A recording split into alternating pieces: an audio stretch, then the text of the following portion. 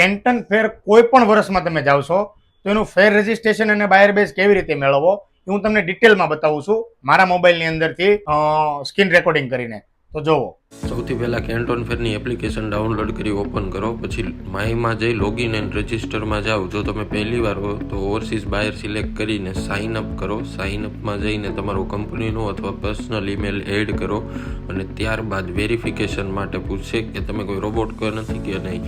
તો જે ચેક કરાવીને પછી પર્સનલ ડિટેલ જેવી કે તમે શું કામ આવો છો, તમારો મેઇલ, આ તે બધું પૂછશે. એમાં ઓવરસીઝ બાયર સિલેક્ટ કરો, ગેલેરી ઓપન કરો અને પછી પાસપોર્ટનો ફોટો એક તમારે 2 પેજ જેમ દેખાતા હોય એ અપલોડ કરવાનો રહેશે ને એમાંથી બધી ડિટેલ ઘણી પર્સનલ જે હોય એ ફેચ કરીને જાતે જ લઈ લે છે.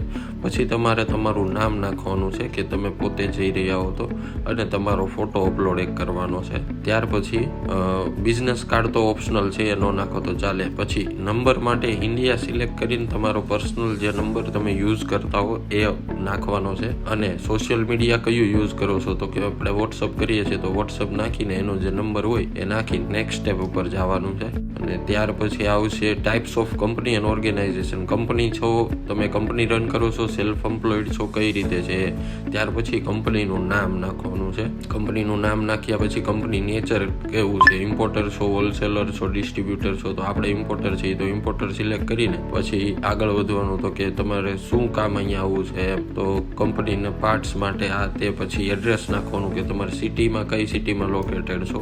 તો અમદાવાદ નાખ્યું છે આપણે. ત્યાર પછી ત્યાંનું એડ્રેસ નાખવાનું છે. અને એડ્રેસ નાખ્યા પછી તમારે નાખવાનો થશે કંપનીનો જે જીએસટી નંબર કહેવાય કે રજિસ્ટર નંબર કહેવાય તે નંબર નાખવાનો રહેશે. નંબર નાખ્યા પછી પાછું સબમિટ કરી દેવાનું એટલે નેક્સ્ટ સ્ટેપ ઉપર આપણે આવી જવાનું. જો આ વેરિફિકેશન થઈ ગયું, હવે આપણે બાયર બેઝ માટે જવાનું. બેજ એપ્લિકેશન પર જવાનું. બેજ એપ્લિકેશન પર જઈ રજિસ્ટર ઈમેલ જે હોય એમાં ગેટ વેરિફિકેશન ઈમેલ સિલેક્ટ કરવાનું. એટલે તમારામાં એક મેઇલ આવશે તમે જે રજિસ્ટર કર્યું હોય મેલ એ આઈડી પર. તો આપણે એ મેઇલ ઓપન કરીએ. એ મેઇલ ઓપન કર્યા પછી એમાં એક લિંક આવશે. જો અત્યારે આ મેઇલ આવ્યો, મેઇલ ઓપન કરો એટલે એમાં એક લિંક આવશે એના મેઇલમાં. જો લિંક છે એ લિંક પર ક્લિક કરો. એ લિંક પર ક્લિક કર્યું ત્યાર પછી એ ઓપન થાય એટલે એમાં લિંક પર ક્લિક કરો એટલે એ ઓપન થાય. એમાં ડાયરેક્ટ વેરિફિકેશન બધી ડિટેલ્સ જ ચેક કરતું હશે. એ ડિટેલ્સ ચેક થઈ જાય એટલે એ ડાયરેક્ટ વેરિફિકેશન જ આપી દેશે કે નહીં ઈમેલ ઓકે છે, બધી ડિટેલ્સ ઓકે છે.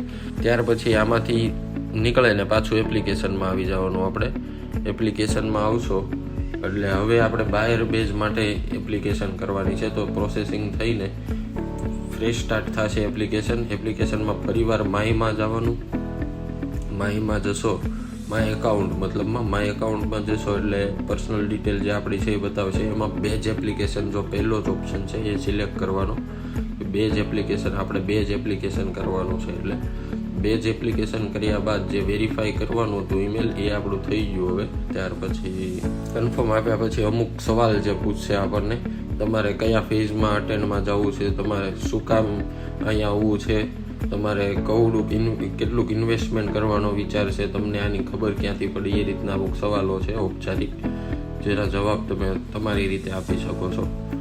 આપણે બધાના નોર્મલ જે રીતે સવાલ થાય, how do you learn about Canton fair, તો કોઈના થ્રુ ખબર પડી કે ઓનલાઈન ખબર પડી કે એવી રીતનું જે પણ હોય ઓપ્શનની તમને જે અનુકૂળ લાગે એ સિલેક્ટ કરીને આ પ્રોસેસ પૂરી થયા પછી અહીંયા ફરી પાછો પાસપોર્ટ નાખવાનો અને ડિટેલ તમારી બધી એકવાર જોઈ લેવાની કે ઓકે છે કે નહીં. ઓકે હોય તો સબમિટ આપવાનું એટલે નેક્સ્ટ સ્ટેપમાં જશો.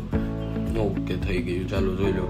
આ ડિટેલ આવી ગઈ. હવે QR કોડ રિક્વેસ્ટ કરવાનો એટલે QR કોડ આપણને આપશે. ત્યાર પછી એમાં જે આપણે ફોટો નાખ્યો છે બાયર બેઝ માટે એ ફોટો પણ આવી જશે. બાયર બેઝ આવી ગયા પછી આપણે ઇન્વિટેશન લેટર સિલેક્ટ કરવાનું. એમાં જઈને પછી કન્ફર્મ આપવાનું, apply for invitation letter. Confirm આપ્યા પછી સબમિટ આપીને નેક્સ્ટ જેમ જતા જશો એમ ડિટેલ્સ ચેક કરીને પછી એક ઓપ્શન આવશે ડાઉનલોડ ઇમેજ. ડાઉનલોડ ઇમેજ કરશો એટલે તમારામાં એક ઇમેજ ડાઉનલોડ થશે જે હશે તમારો ઇન્વિટેશન લેટર, જેના થકી તમે ત્યાં એન્ટર થઈ શકો છો. તો આવી જ જાણકારી મેળવવા માટે અમને ફોલો કરો. Thank you. જય હિન્દ, જય ભારત.